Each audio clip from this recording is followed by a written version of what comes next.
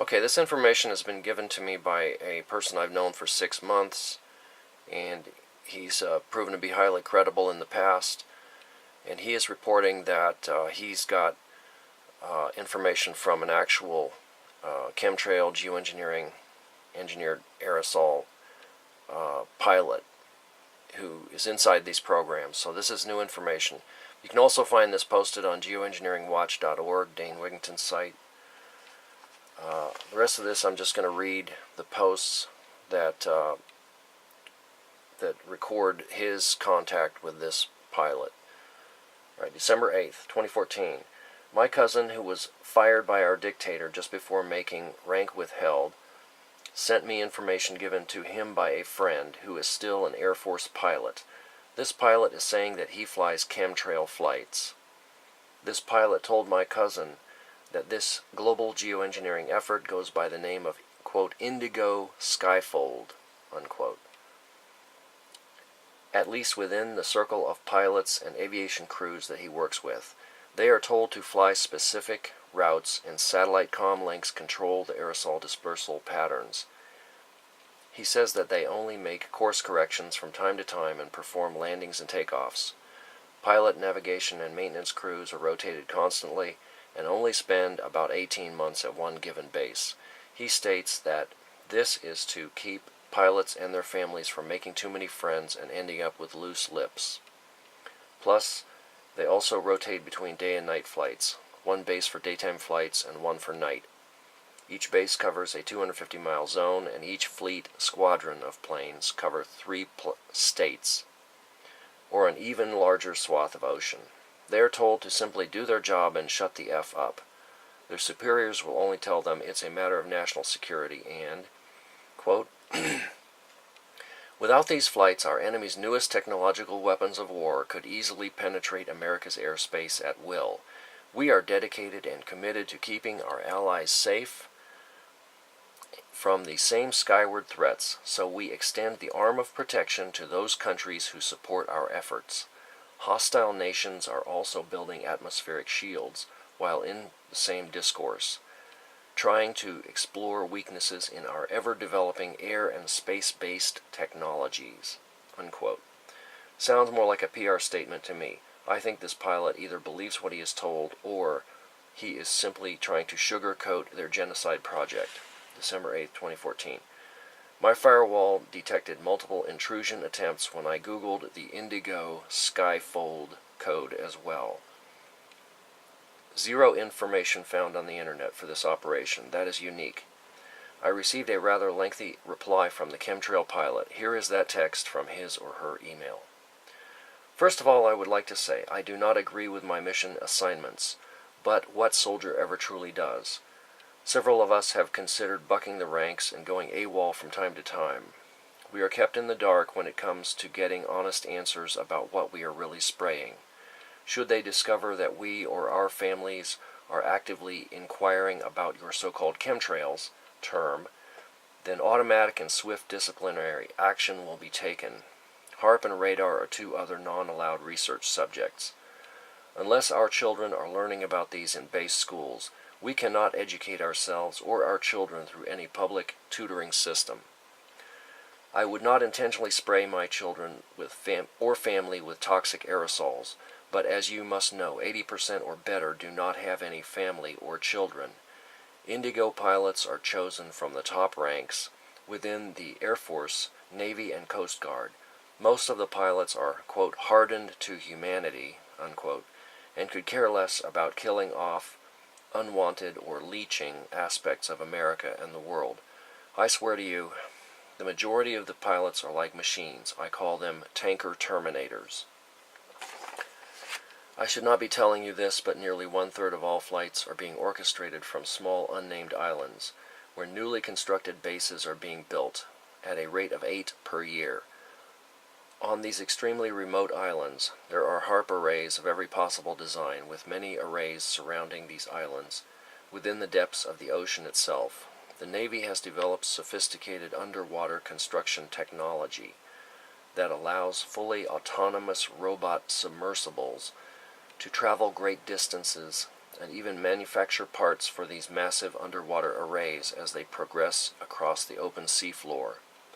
Every time that you see or hear about military exercises at sea, they are basically there to give support and resupply their army of underwater robotic minions. There is possibly one aquatic robot per plane, and will soon be double that. You will never be able to Google Earth search any of this, other than an occasional error in blurring some island bases or smudging images of underwater arrays. It is impossible to locate all these artifacts.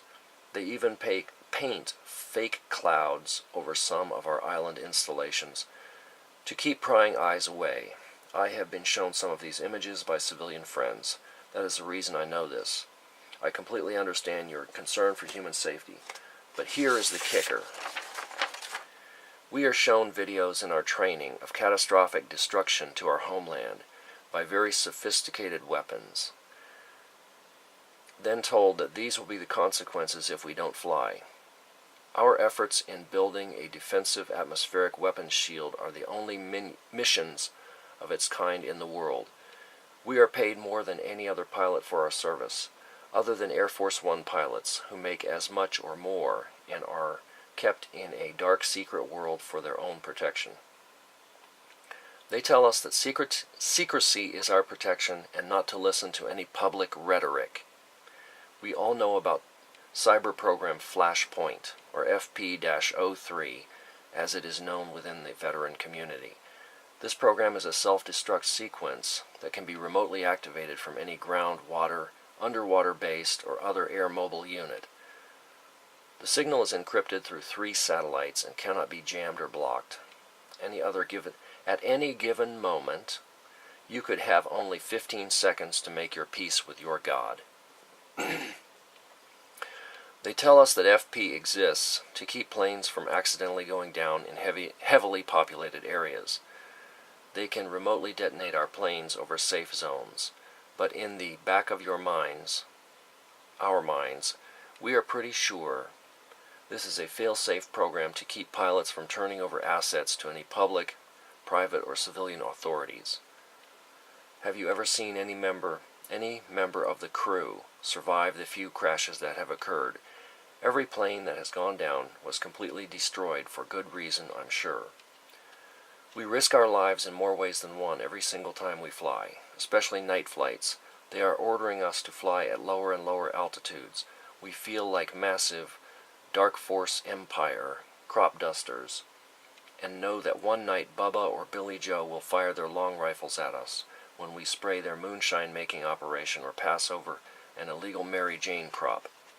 I know for a fact that some planes have been shot at and subsequently brought down by mostly Russian, Chinese, and Korean weaponry. But the media will never cover these events, as they are not allowed to report on our flights either. That must be true, for I have yet to see a detailed or in-length report of our missions on any public venue, other than conspiracy shows and anti-government websites.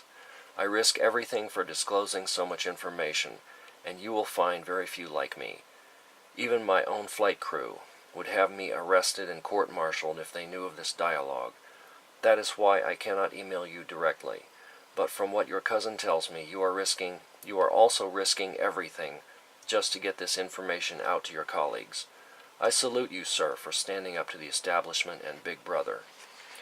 I would love to go home tomorrow and not rack up one more single minute of flight time, except for a sweet little Piper Cub or a rat-tail barn racer. I miss those beautiful blue skies from my youth, and I am ashamed for hazing over that dream. Maybe more of my fellow pilots will read or hear about this and decide to come forward as well. I only know a small fraction of the larger picture, as they compartmentalize everything. Should I become aware of any new significant developments, I will email your cousin. And now this is the man I have contact with. He says he senses a wavering within the ranks and feels that a kind of mutiny is being boiled to the surface of this whole geoengineering global whitewashing, if you catch my drift. My cousin still has friends in high places too, so he is helping to protect the pilot. This came December 11. Last word from the pilot was, quote, all pilots on leave are required to report to their CO by December 15th for special training operations to qualify for Indigo Phase 2 flights, expected to be initiated by January 21. Those were his words, not the actual Air Force message. He wanted me to stress that. He believes that the focus of their flights will be moved to areas east of California and Texas in order to progress the drought further into the heartland. Plus, he feels that a very new, extremely toxic chemtrail mix is going to be sprayed using new technology that makes these special chemtrails completely invisible. Atmospheric shield of protection. He doesn't believe that either. So that's the end of the message from this chemtrail pilot. And I just, from my own experience, I've had a lot of contact with this guy for 6 months via the internet, and basically everything he's told me has turned out to be true, so I have no reason to doubt any of this. So, hope you can forward this. This also points out how difficult it is to fight this program, because the people inside the program are not subject to public opinion or public information sources. So we need to brainstorm and come up with a way to shut down this program, as it is actually heating the planet and killing everything with elevated UV and toxic metals. Thank you for listening.